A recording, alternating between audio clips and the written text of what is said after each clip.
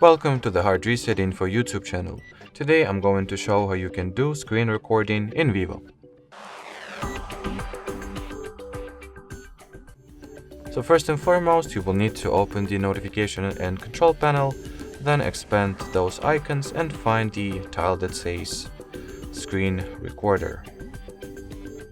Or actually, to be precise, it says record screen.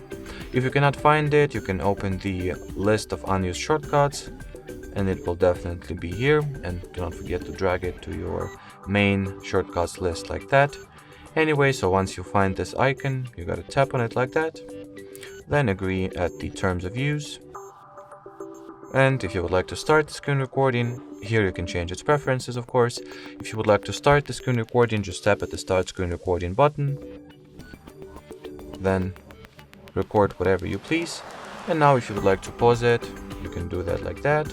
And if you would like to stop your screen recording, just expand this menu like that and tap at the square icon. And it will stop the screen recording. And here is the result.